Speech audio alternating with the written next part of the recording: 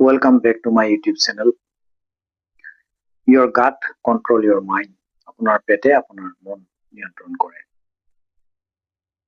Your gut has more nerve supply than your spinal cord. আপোনাৰ spinal cordতকৈ বেছি nerve supply আছে.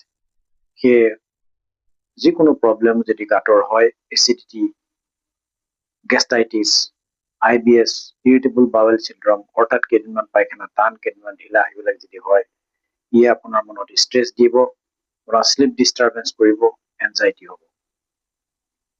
গতিকে এই সমস্যাটো আমি সমাধান কৰিবলৈ হ'লে আমি সাফিচিয়েণ্ট ফাইবাৰ খাব লাগিব।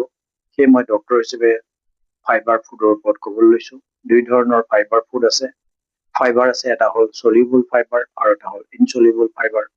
সলিউবল ফাইবাৰবিলাক আমি ফ্ৰুইটছত পাওঁ, অটছত পাওঁ, আৰু ইনসলিউবল বিলাক জেনেৰেলি ভেজিটেবলত পাওঁ, আৰু ইসবগল বুলি এটা খাদ্য পোৱা যায়, প্ৰডাক্ট হয়, এইটো জৰিয়তে আমি পাওঁ।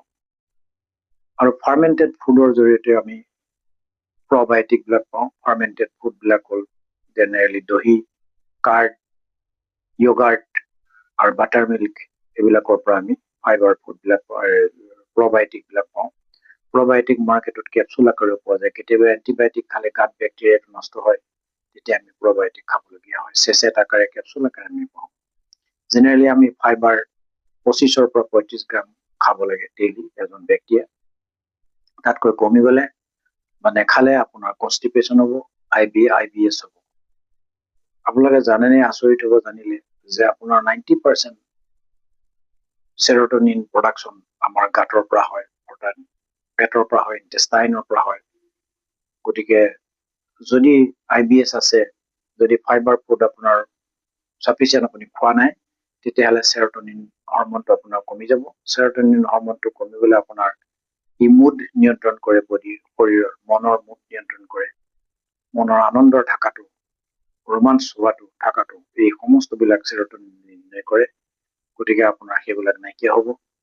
গতিকে আপুনি গাঁতৰ কাৰণে, আমাৰ পেটৰ কাৰণে আপুনি কেয়াৰ ল'লে আপোনাৰ মাইণ্ডৰ কাৰণে কেয়াৰ লোৱা হয়, শৰীৰৰ কাৰণে কেয়াৰ লোৱা হয়।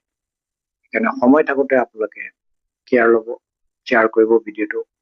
আৰু যদি IBS আছে, ইৰিটেবল বাউল চিণ্ড্ৰম আছে, কি ধৰণৰ ফুড খাব লাগিব, মোৰ লগত যোগাযোগ কৰিব, কমেণ্ট কৰিব।